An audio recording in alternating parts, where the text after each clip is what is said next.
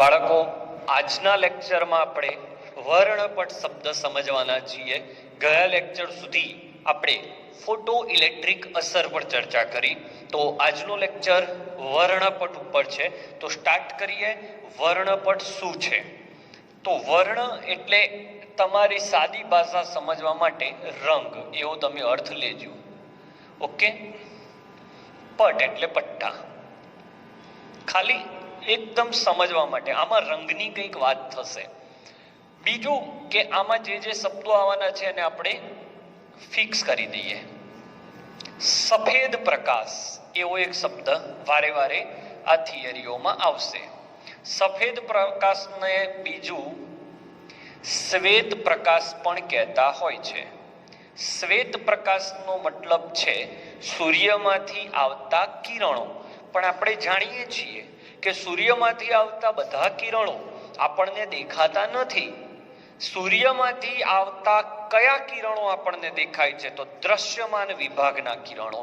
એટલે આપણે શ્વેત પ્રકાશનો અર્થ દ્રશ્યમાન વિભાગ કરીશું. દ્રશ્યમાન વિભાગ. દ્રશ્યમાન વિભાગ એટલે કયા રંગથી કયો રંગ? તો જાની વાલી પીનારા એટલે લાલ રંગથી જાંબલી રંગ સુધીના બધા રંગ આપણને દેખાય.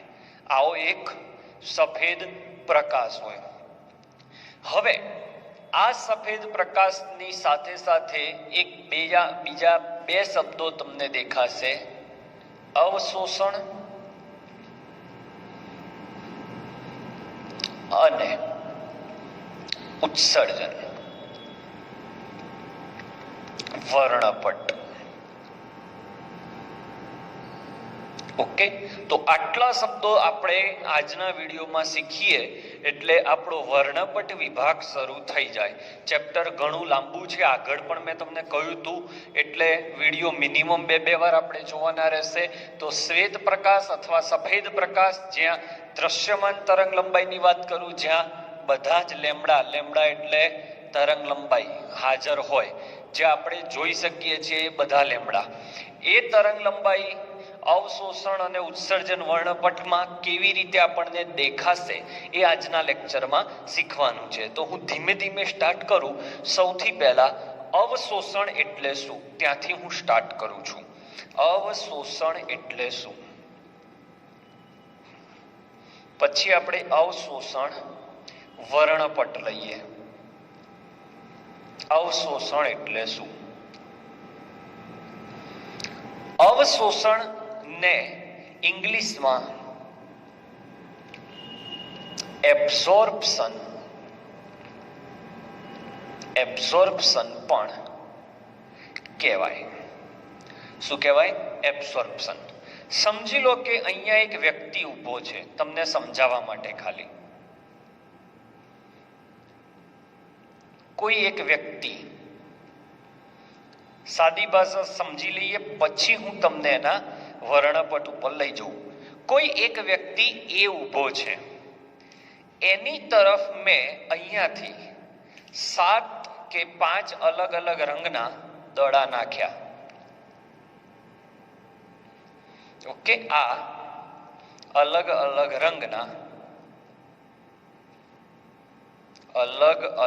રંગના દડા આની તરફ નાખ્યા. એમાંથી એને 2 દડા પકડી પાડ્યા. આમાંથી સમજી લો કે એક આ છે, એને પકડી લીધો અને સમજી લો કે લાલ રંગનો હતો. ઓકે. આ રેડ, આ જે છે એ લીલો રંગ સમજીએ, આ લાલ, આ પીળો, આ નારંગી અને આ જાંબલી. આ દડા વ્યક્તિ એ તરફ મેં મોકલ્યા. એમાંથી વ્યક્તિ એ લાલ દડો પકડી પાડ્યો. તો સામે તમને અહીંયા કયા દડા મળશે? તો અહીંયા આ લીલો, પીળો, નારંગી અને જાંબલી, આ રંગ મળશે. બરાબર. કયા કયા રંગના દડા મળ્યા પાછા? લીલો, પીળો, નારંગી અને જાંબલી. આ રંગના દડા તમને બીજી તરફ મળ્યા અને આ જગ્યા, આટલો ભાગ ખાલી રહ્યો, આ ભાગ ખાલી રહ્યો, કાળો ભાગ, કારણ કે ત્યાં કોઈ આવ્યું નહીં. તો આ ભાગમાં જે દડો હતો એ દડાનું વ્યક્તિ એ દ્વારા શું થયું કહેવાય? અવશોષણ. અને અવશોષણ થયા પછી તમને જે મળ્યું એને કહેવાય અવશોષણ વર્ણપટ. અવશોષણ એટલે કંઈક શોષી લેવું, કંઈક મેળવી લેવું. તો કોઈ પણ વ્યક્તિ, અત્યારે વ્યક્તિની વાત છે, કોઈ પણ વ્યક્તિ તરફ મેં 5 દડા મોકલ્યા, એમાંથી એને એક દડો કેચ કરી લીધો, 4 દડા નીકળી ગયા, તો જે કેચ થઈ એ ઘટના અવશોષણ કહેવાય. અને જે નીકળી ગયા એ પાછળ દિવાલ ઉપર અથડાયા અને ત્યાં તમને રંગ દેખાયા, એટલે રંગનો પટ્ટા મળ્યા કે ભાઈ લીલો પટ્ટો, પીળો પટ્ટો, પણ લાલ પટ્ટો ગાયબ હતો, નારંગી પટ્ટો, જાંબલી રંગનો પટ્ટો દેખાતો હતો. તો અહીંયા જે રંગનો પટ્ટો ગાયબ છે એનું એને શું કર્યું હશે? શોષણ. બાકી બધા તમને દેખાય છે. તો આ ઘટના અવશોષણ કહેવાય એક સાદી ભાષામાં. હવે આ જ વસ્તુને હું કેમિસ્ટ્રીમાં કન્વર્ટ કરું તો અવશોષણ સમજવા માટે કોઈ પણ આપણે વાયુ લઈએ, પછી એનો વર્ણપટ લઈએ. સમજી લો કે હું અહીંયા H2 વાયુ લઉં છું, સમજાવવા પૂરતું. તો H2 વાયુ પર જ્યારે હું ઉર્જા આપાત કરું એટલે સ્ટેપ 1 માં H2 વાયુનો અણુ તૂટી જઈ H પરમાણુમાં ફેરવાઈ જાય. શેમાં ફેરવાઈ જાય બાળકો? H પરમાણુમાં ફેરવાય. અને H પરમાણુ પછી ઉર્જા મેળવીને H પરમાણુમાં રહેલો ઇલેક્ટ્રોન, પરમાણુમાં તો કોણ ઉર્જા મેળવે? પરમાણુમાં શું છે? ઇલેક્ટ્રોન અને પ્રોટોન. પણ પ્રોટોન તો ઉર્જા મેળવીને ક્યાંય જઈ ના શકે. એક એવો છે કે જે છટકી શકતો નથી. તો હાઇડ્રોજન પરમાણુમાં રહેલો ઇલેક્ટ્રોન ઉર્જા મેળવીને ઉત્તેજિત થાય અને ઉત્તેજિત અવસ્થામાં જાય. ઓકે, હવે આ વસ્તુ જે મેં લખી એને હું એક કોન્સેપ્ટથી અહીંયા દોરીને સમજાવું છું. જોજો ધ્યાનથી. અત્યારે હાઇડ્રોજન પરમાણુ અહીંયા છે.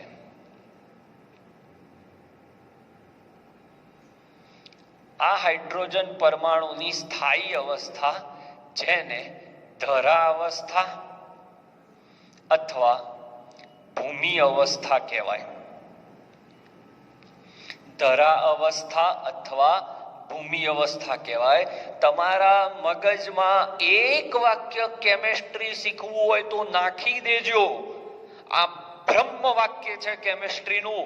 આ વાક્ય તમારા મગજમાં ઘુસાડી દેજો કે કોઈ પણ પરમાણુ કે અણુ ત્યારે જ સ્થાયી હોય જ્યારે તે નીચા ઉર્જા સ્તરમાં હોય. જેટલી ઉર્જા ઓછી એટલો એ અણુ અથવા પરમાણુ એ સ્થાયી. હવે પરમાણુ કેવી રીતે સ્થાયી થાય? તો પરમાણુમાં રહેલા ઇલેક્ટ્રોનની ઉર્જા ઓછી થાય તો. એટલે કોઈ પણ પરમાણુ કે પરમાણુનો ઇલેક્ટ્રોન ક્યાં રહેવાની કોશિશ કરશે? તો કોઈ પણ પરમાણુનો ઇલેક્ટ્રોન ધરા અવસ્થા એટલે કે ભૂમિ અવસ્થામાં રહેવાની કોશિશ કરશે. જેમ કે હાઇડ્રોજનની ઇલેક્ટ્રોન રચના 1s1 છે. તો 1s1 એટલે પહેલી કક્ષામાં છે. આગળ 1 આવ્યો એટલે તો પહેલી કક્ષા એની ધરા અવસ્થા થઈ. પણ એને ઉર્જા આપીને ઉપર મોકલું. હવે જો એના ઉપર વાત કરું, એક પોઈન્ટ ધરા અવસ્થા એટલે શું એ પણ હું ચર્ચા કરું છું હમણાં. તો અહીંયા અત્યારે ઇલેક્ટ્રોન છે. હવે આ નમૂના પર, આ વાયુનો નમૂનો લીધો છે, એ નમૂના પર સૂર્યપ્રકાશ આપાત કરું અને સૂર્યપ્રકાશની ઉર્જા હવે મોઢે થઈ જવી જોઈએ. HV, જ્યાં H એટલે પ્લાન્ક અચળાંક અને V એટલે આવૃત્તિ. પ્લાન્ક અચળાંકનું મૂલ્ય છે 6.626 ગુણ્યા 10⁻34. તો આ ઇલેક્ટ્રોન આમાંથી અમુક ઉર્જા મેળવીને ધરા અવસ્થામાંથી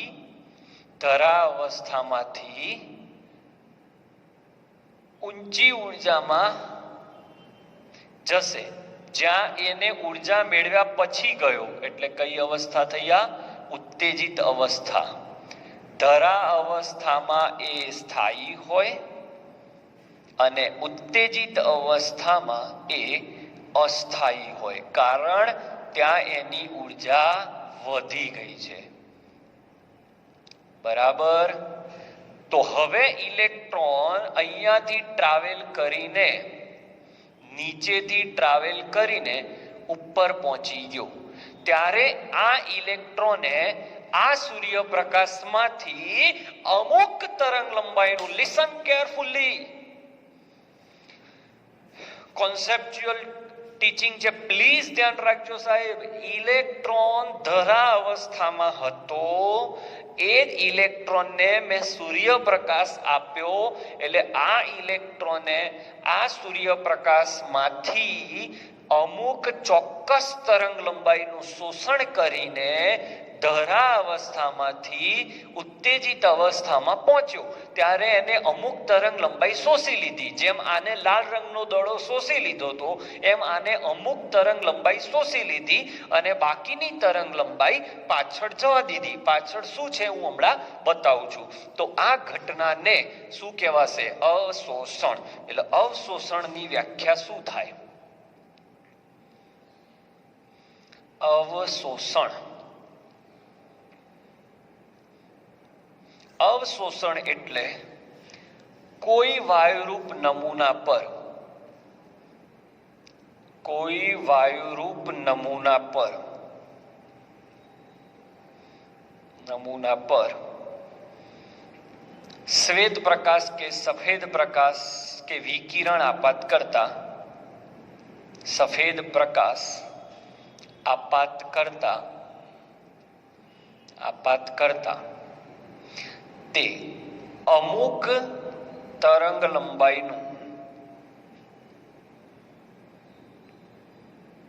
લંબાઈનું શોષણ કરી અથવા અવશોષણ કરી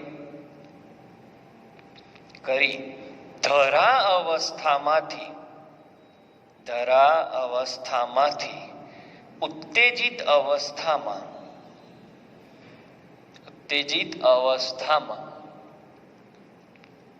પહોંચે છે. આ ઘટનાને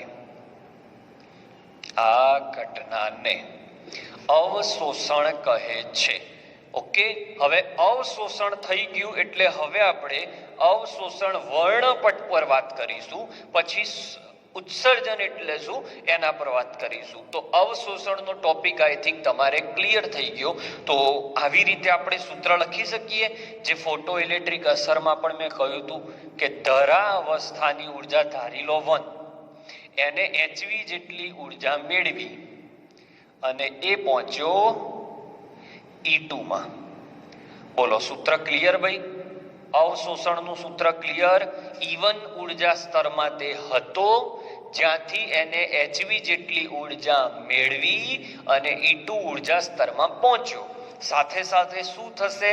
તો ગતિ ઉર્જા પણ હશે, એ પછી વાત કરીએ. તો આ એનું સૂત્ર થયું. હવે આપણે આનો વર્ણપટ શીખવાના છીએ. આનો સ્ક્રીનશોટ લઈ લો, પછી હું વર્ણપટ શીખવાડું આનો.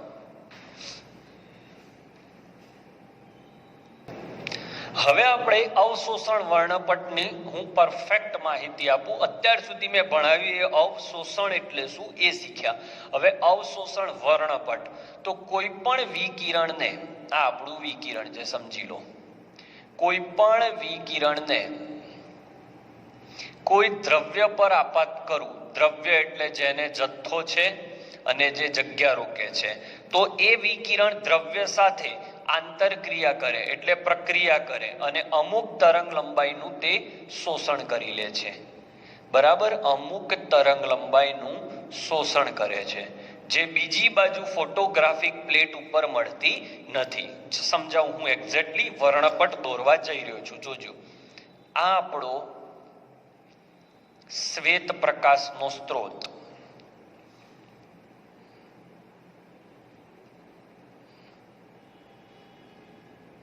આપણો શ્વેત પ્રકાશ. અહીંયા જે વાયુનો તમારે વર્ણપટ જોઈતો હોય એ વાયુનો નમૂનો લઈશું અને અહીંયા આ ઘટના થશે, આ ઘટના થશે. શ્વેત પ્રકાશ વાયુ પર પડશે, વાયુ તૂટશે, ઉત્તેજિત થશે, ઉપર જશે. બરાબર? ત્યારે અમુક તરંગ લંબાઈનું એને શોષણ કરી લીધું હશે. એના પછી એને એનાલિસિસ કરવા માટે એક પ્રિઝમ પર પડવા દેવામાં આવે છે. શું છે બાળકો? આ પ્રિઝમ. પ્રિઝમ આપણે 9મા 10મામાં ભણ્યા છીએ. એ પ્રકાશનું વિભાજન કરે છે.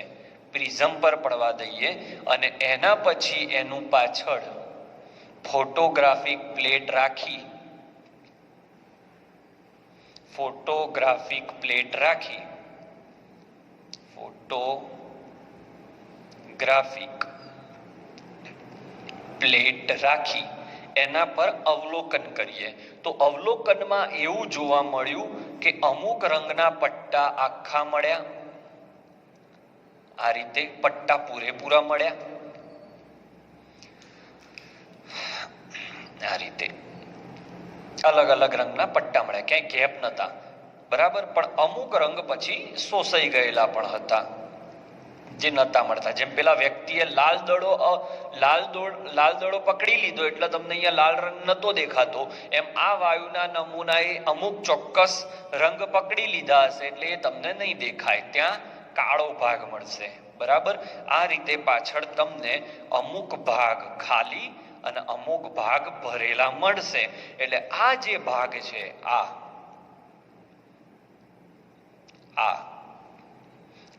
આ શોષાયેલ તરંગ લંબાઈ હશે.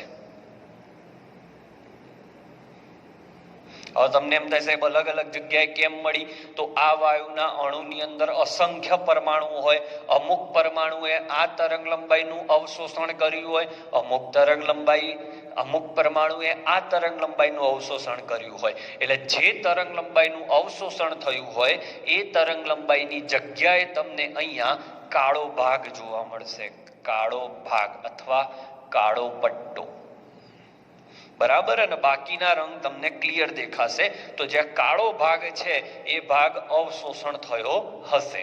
ક્લિયર? તો અવશોષણ વર્ણપટ એટલે શું? તો વાયુરૂપ નમૂના પર સફેદ પ્રકાશ આપાત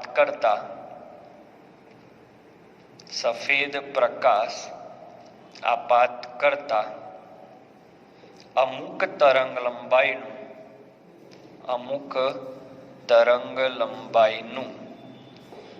અવશોષણ થઈ ફોટોગ્રાફિક પ્લેટ પર